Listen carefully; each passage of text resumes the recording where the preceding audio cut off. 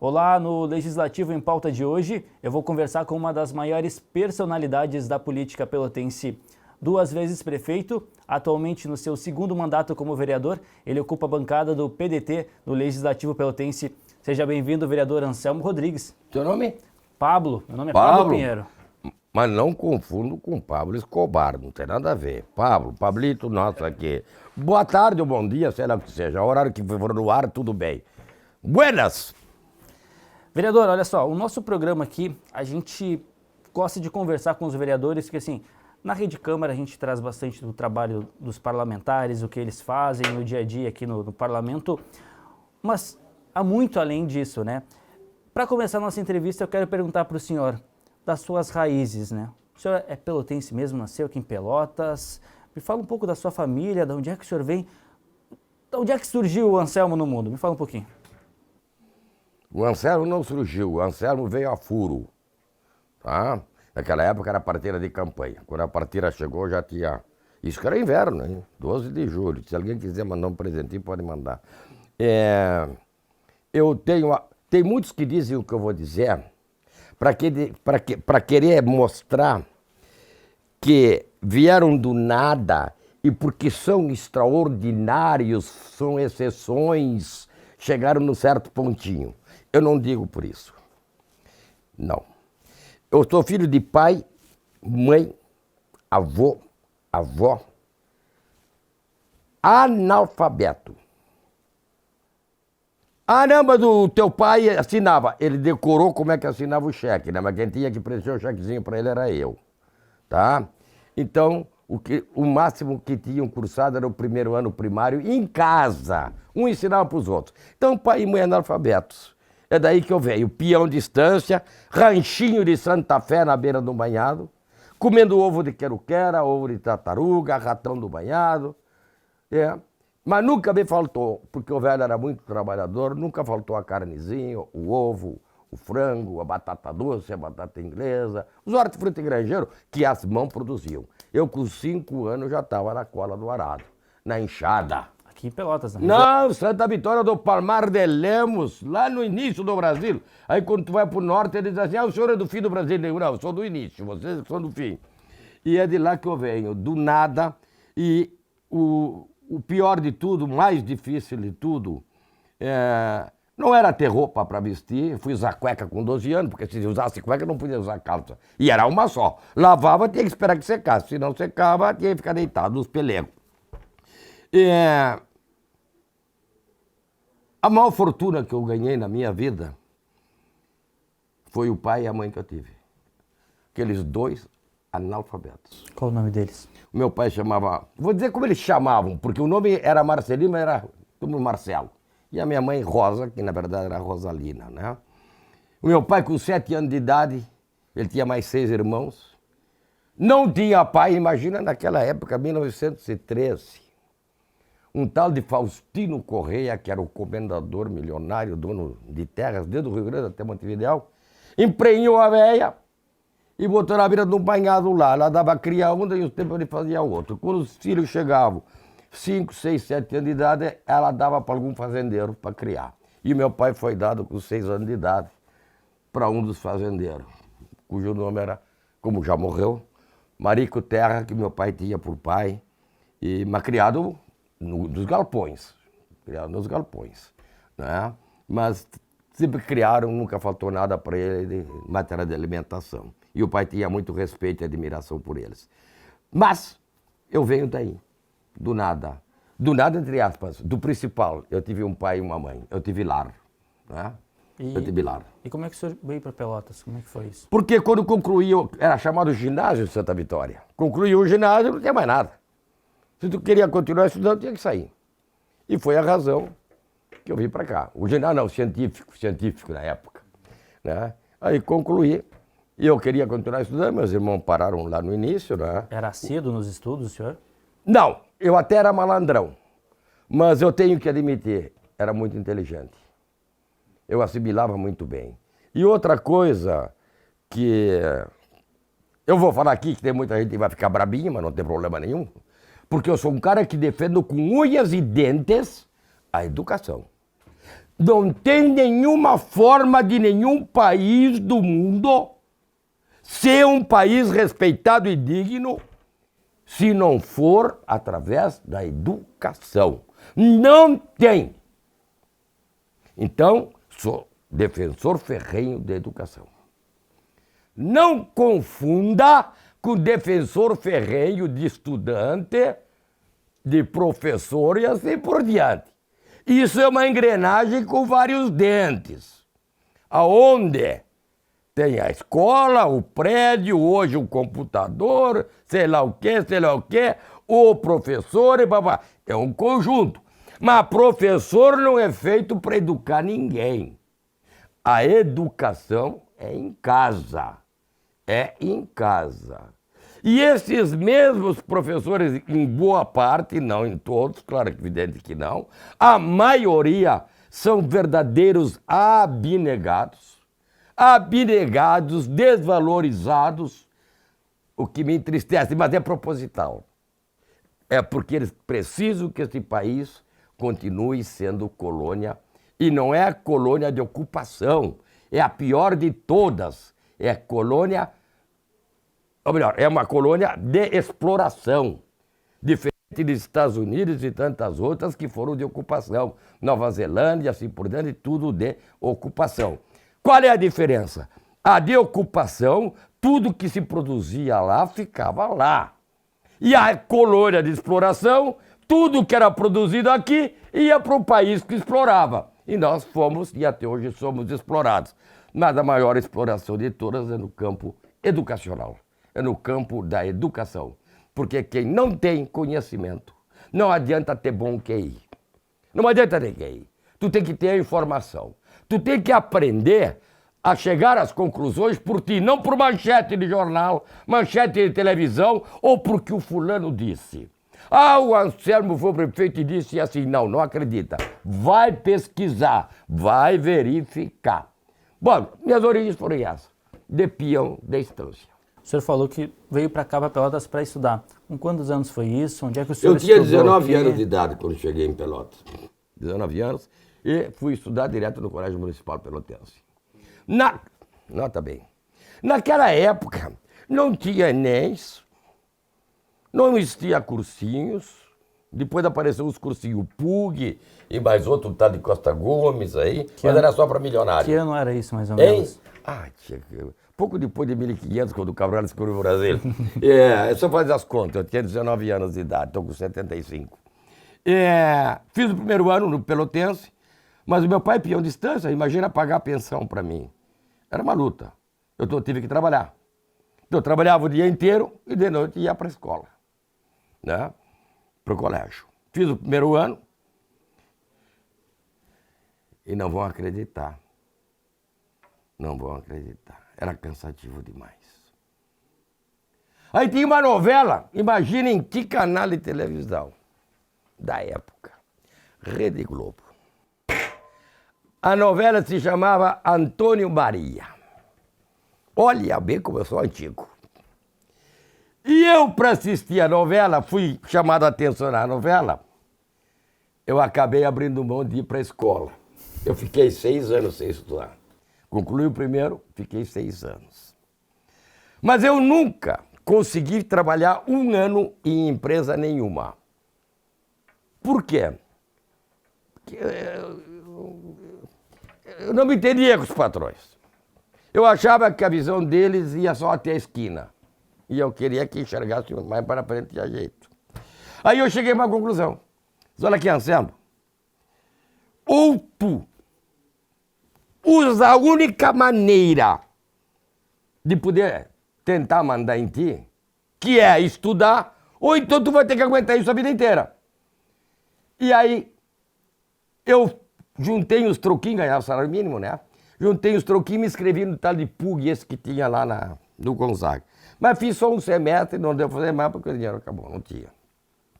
Aí eu e um colega meu pegamos os 3 últimos vestibulares, da Católica e da Federal. Os 3 últimos vestibulares. E era num sótão enorme, ele era dono funerário, o pai dele. E nós dividimos cada matéria do vestibular. e compramos cartolina de cores diferenciadas. Para cada matéria, nós estipulamos uma carga horária, tantas horas. Resumindo a história, português, papá tinha que matar naquela carga horária. Então, a gente ia botando as dúvidas na cartolina e escrevendo e botando na parede, né? Quando já não tinha mais parede, era no teto. Quando não tinha mais no teto, era no chão, caminhava por cima. E era um troço desse tamanho, era grande, sabe? Então, estava estudando física, lembrava de português uma coisa que... seguia a física. Estava estudando química, lembrava de física. Resumindo a história. Naquela época não tinha vaga para A, nem para B, nem para rico, nem para pobre. Era quem saísse melhor. Resumindo a história. Mas tem detalhe, eu só tinha o primeiro científico. E aí, na época, o governo militar abriu aquele tal de... Resumo, se tu fizesses a prova de 7 matérias e passasses nas 7 matérias, tu recebia o título de conclusão do segundo grau. Eu me inscrevi em Pelotas, São Lourenço, Porto Alegre, fiz prova de filosofia, fiz prova de história, de geografia, conhecimentos gerais, etc. Mas física e química eu não fiz, aquelas para o segundo grau. Tá, recebi o certificado de segundo grau, me inscrevi no vestibular. Na Católica, cujo resultado saía no início de dezembro. E depois tive vestibular na IPES, que depois virou federal. Qual era a diferença? A IPES, que é ali no Fragata, na Leiga, a mensalidade era menos da metade. Eu não tinha condição de pagar nada, nem menos da metade. Mas a mim não me interessa, eu vou fazer e depois vou ver o que vai acontecer. Resumindo a história, fomos estudar, eu e meu colega desse jeito, pegamos 3 vestibulares para estudar. Eram 90 vagas. Eu entrei na medicina. Eu cheguei a estudar em média 20 horas por dia. E como é que foi isso na medicina? Por que a medicina? A vida inteira. A vida inteira, isso estava dentro de mim. Naquela época não existia INPS, não existia SUS, não tinha nada. Ou tu pagava, ou tu morria, assunto acabado. Não tinha isso. A Santa Casa era só particular e tinha um salão com 8, 10 leitos e um despejando lá. O médico ia lá ver o cara quando ele bem entendia. Às vezes tinha paciente que ficava 6 meses lá e o médico nunca tinha visto. Era o salão dos indigentes. Era assim que acontecia. E as consultas? Normalmente os pobres, a sala dos médicos estava aqui, a sala de espera, uma porta para dentro do consultório e o corredor que chegava até aquela sala. E aqui no consultório do médico tinha uma outra porta que dava para aquele corredor que saía para a rua. Ali, lá na sala de espera, ficavam os coleguinhas do Pila, né? E a mãe conosco, encostaram na parede, naquela porta da saída assim de cabeça baixa, né? A gente tinha uma filha, né? Lá, quando o doutor lhe dava na telha, ele fazia bem assim. Entra! Bem assim, e os coleguinhas tudo vendo, rapaz. Foram 2 vezes. Quando a mãe falava levar médico, a gente se escondia para não ir de vergonha, né? Verdade que eu vou dizer. Você é médico, você sabe, você esse tal de doutor aí, sabe para quê? Para os pobres como eu não passar mais por esse vexame. Eu nunca mudei de opinião. Tenho 45 anos de médico. E 99,9% meus pacientes são pobres. 90%. Entendi de graça, porque eu sempre trabalhei para prefeitura, para estado, para isso, concurso, mas a minha vida particular, 90% sempre de graça. E essa foi a razão que me fez eu ir para a medicina com 7 anos de idade. E uma coisa que tu não sabe. Tu sabe qual é o profissional que mais desiste da sua profissão? Não é advogado, não é engenheiro, não é político. Político é o que mesmo desiste, fazem eles desistir de vez em quando. O profissional que mais desiste da profissão é médico. Sabia? É o que mais desiste. Mas aí tu diz assim, mas por quê? Qual é a explicação? É simples. Com o que o médico trabalha? Dor, sofrimento e morte. Tu acha que é fácil isso, meu caro? Não. É muito fácil sentar dando pauleira ali, né? É muito fácil É muito fácil um Anselmo aqui como vereador custar 70 mil para o povo pagar. Um deputado custar 250, 300, 400 mil por mês. E aí vai indo outras profissões. E um médico do pronto-socorro, 3 mil e poucos reais. Aí abriu concurso para médico da prefeitura, ninguém se inscreveu. Mas é claro, vai ver o salário. E qual é o contrato? Temporário. Fica 1 ano, 2, do pontapé na bunda e vai embora. Então tudo é charlatanice. Porque saúde não interessa, porque educação não interessa e porque segurança não interessa. Porque o negócio é enrolar. Me desculpa a expressão. Eu vejo o projeto dessa Câmara Federal que eu chego a ficar estonteado. Cada coisa mais absurda, né? Eu agora vou fazer um aqui, né? Propositivo tem que ser, vai ser propositivo. Obrigar a prefeita a obrigar os produtores de boi, de gado aqui na região, as vacas vão ser obrigadas a ter 13 picanhas, senão elas vão para batedouro, né? Vai ter que ter 13 picanhas a partir de agora. Vereador...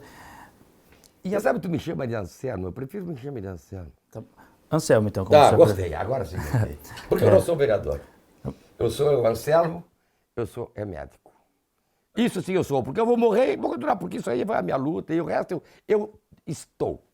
Eu prefiro o Anselmo. O Anselmo, que é médico, que agora há pouco para mim defendeu muito a educação, a importância da educação. Onde é que a política entrou na sua vida? Como é que foi isso? Eu te disse que eu já comecei a fazer política lá na barriga da velha, né? Eu desde gurizinho, eu sempre fui o presidente de aula, metido no presidente de grêmio. Mas tu quer saber como começou? Onde é que... Tá, a tua pergunta foi inteligentíssima, porque pouca gente sabe disso. Pouquíssimos! Um determinado ano, tu faz as contas depois. Um determinado ano, era comum Santa Vitória se candidato a governador, a deputado. Chegavam no aeroporto, era aqueles aviões a hélice, sabe? E lá do aeroporto até o centro do povo, lá era uma poeira desgraçada. E nós estávamos na metade daquele caminho do aeroporto até o povo, o centro do povo. E o meu pai era um homem altamente politizado. Tu vê, era analfabeto. Quando ele conseguiu comprar o radinho, tu sabe para que era o radinho, as pilhas? Para ouvir a voz do Brasil, cara. Tá? Para ouvir, não precisa dizer mais nada, o homem era analfabeto. E vinha entrando numa cavalaria, rapaz, centenas e centenas daqueles cavalos bonitos, gordos, aqueles caras pilchados, carro aberto, isso e aquilo.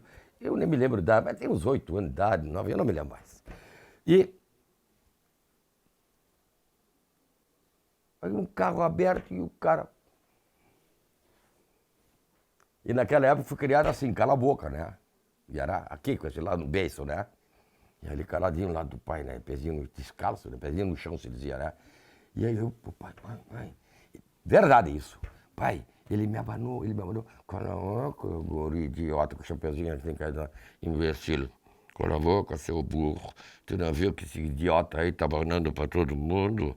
Tu não vê que tá abanando aqui? Tem gente assim, esperando, né? Tá abanando, fiquei calado, você ia tomar ali uma, né? Mentira tua, tu não viu? Ele abanou, foi pra mim. E aí, passou aquilo tudo, eu... Pra mãe, que a mãe era mais... Como sempre, né? Mãe, o que é esse cara? Oh, minha filha, esse cara aí é candidato a governador. Tá, mas o que é isso, governador? Aí ela me explicou com as palavras dela, mas deu pra entender. E resumo que era um político, né? Verdade! Acho que tu, dos poucos que eu viste isso. Você doutor e você político, eu sei também. Lá! E nunca tirei da minha cabeça ser médico. E nunca tirei da minha cabeça de... Me disse o Cláudio um dia pra mim, lá na cascata, lá em cima do morro, altíssimo de noite, e nós olhando aqui pra Pelota, a luz tudo acesa, né? E o Cláudio disse assim pra mim, parece mentira, né, Anselmo? Naquele monte de luzinha lá que parece vagalume, quem manda lá é tu. Eu tinha decidido isso lá com essa idade que eu estou dizendo, e o que me levou a isso foi aquele cara que tinha abanado para mim. Não, também que idiotice minha, realmente vai ter razão, não é? Mas foi para mim, acabado o papo. E eu sabia que ia ser médico, sabia que ia ser político. Mas sabia que cada coisa tinha seu tempo. Que tudo na vida é uma escada. Não adianta tu querer chegar no degrau 50 sem passar com segurança pelo primeiro, pelo segundo. Sonhos, tu tem que ter sonhos. Mas vai construindo teus degraus. Vai vivendo este momento e te preparando para subir cada degrau. Ou então nunca vai chegar lá. Tu vai levar o pé, vai escorregar, vai parar lá embaixo no lixo de novo. Não. Sonha a curto, curtíssimo, médio e a longo prazo. E eu não chamo isso nem de sonho. Eu chamo de bom senso e projetar a tua vida. Eu sei esperar. Não me importa o tempo, porque o tempo eu já tenho ele na minha cabeça. E sei que para chegar lá, eu vou ser obrigado a passar para isso. Eu detesto física, mas eu, para me formar no 2º grau, eu vou ter que passar na prova de física. Não adianta eu detestar. Eu não vou ser físico, mas eu não posso deixar essa droga me ganhar. Porque se eu não... Olha aqui, se eu não te ganhar, tu me rala. E sabe quando eles vão me ralar? Nunca, porque eu vou te devorar. Pronto. A vida é assim. Não pode te entregar. É porque eu não gosto. Como é que tu não gosta? Tu não gosta. Tu tem que passar por aquela experiência. Conhecimento não faz mal para ninguém. Conhecimento só soma. O triste é a burrice. E o mais triste de tudo é fazer questão de ser burro. Agora eu vou pedir para o senhor me contar, porque eu não estava lá, né? Anselmo, primeira vez que o senhor foi candidato... Foi para prefeito já. Direto. Não foi. Não, direto. Foi e venceu. Não venci. Não foi. A primeira você perdeu, como é que foi? Não, eu não venci. Foi a maior vantagem de voto da história de Pelotas naquela ocasião. Pois é, porque... Foi a maior de todas. Sabe o que eu tinha? Você me deu um susto agora. Eu sabia que ia te assustar. Eu sabia, foi de propósito. Eu fui pesquisar, eu não estava lá para ver. Foi de propósito. E resumindo a história, eu tinha me filiado no PDT, por causa do Brizola. Já te contei a história lá de início. Eu li que uma parte não queria que o senhor fosse candidato. Ninguém! Nem dentro do partido. Dentro do partido dizia assim, ele vai ser o último e depois nós corremos do partido, expulsamos ele. Era esse o argumento. Do Sigurd não mudou nada até hoje. Quando o Brizola descobriu, porque eu disse para ele na lata dele, esses vagabundos do teu lado vão trair. Sereno Chesas e Companhia Limitada. Eu disse, pá, rapaz, quase apanhei. Vão te trair, não deu outra. E aí um dia, a Adriana era muito chegada com o Brizola. Muito chegada. Muito chegado. Falava com o Brizola a hora que queria. E um dia o Brizola me disse, eu disse para Adriane, levei tempo demais para apostar no teu pai, porque tinham feito a cabeça dele de forma negativa. E depois o Brizola morreu, eu digo, bom, agora acabou tudo, e realmente acabou tudo quando o Brizola morreu. Porque quando o Brizola existia pelo menos ordem. Porque partido, a palavra já diz, é parte. Aí tu me diria assim, por que o PDT? O PMDB tinha dono. Nacional, Pelotas, dono, tu não sabia?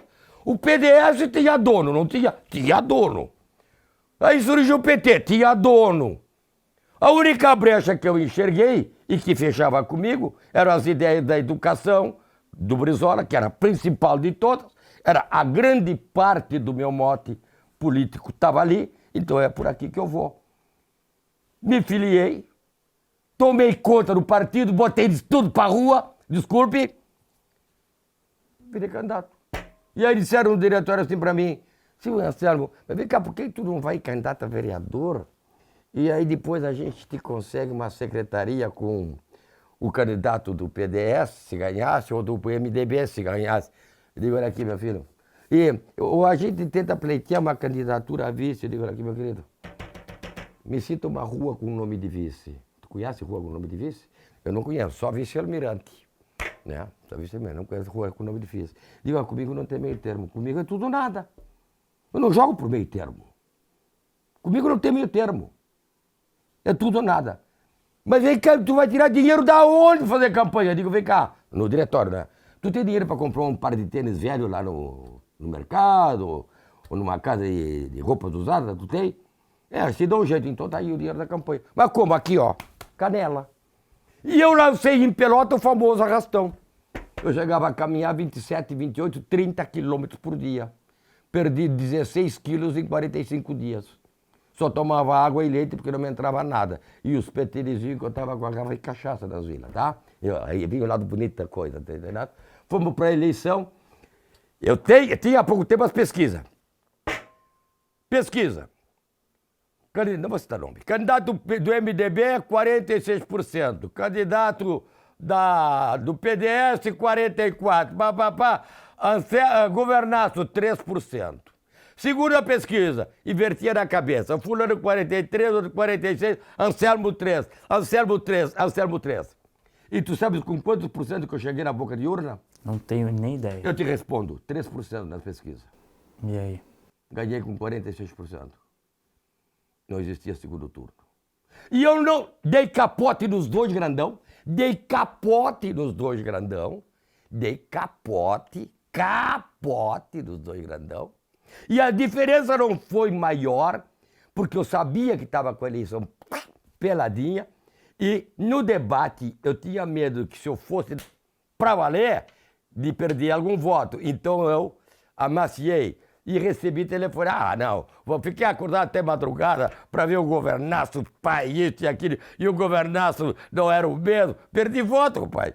Se eu tivesse jogado como eu vinha jogando, eu tinha dado capote global. Foi a maior eleição da história. Depois, a segunda maior foi dessa moça aqui que ganhou no primeiro turno aqui, com 10 jamantas de dinheiro, Rede Globo e companhias limitadas, né? E eu não tive um santinho, um decalque, uma bandeira, nada, é só canela. Quem lançou a canela fui eu.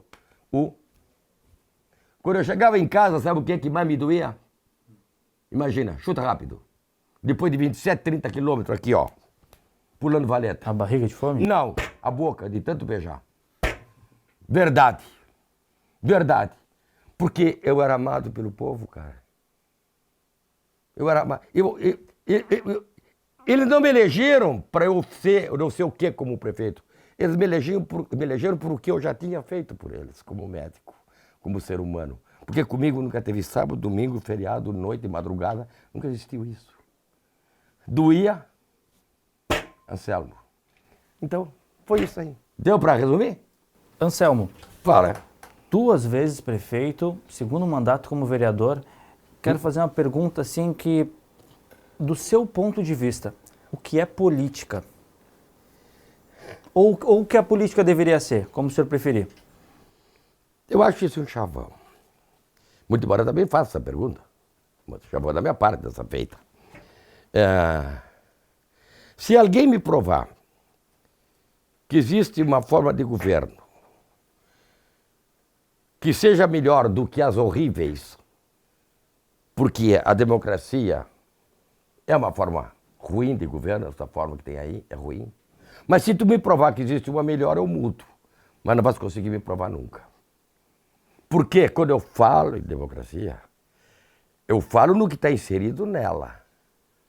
O teu direito de pensar, o teu direito de ser o que tu queres ser, não tu me impor goela abaixo, teu direito de ir e vir, de pensar, de decidir, direito de acertar, direito de errar, direito de mudar de opinião quando convencido.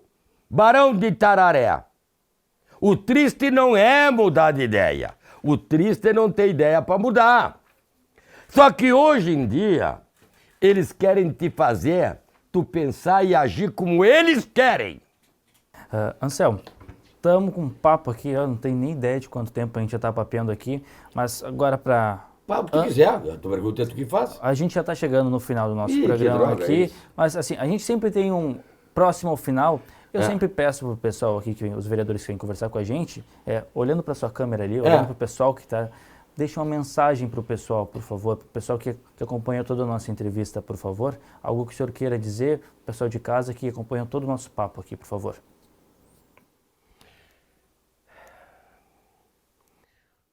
O mais infeliz que eu conheço,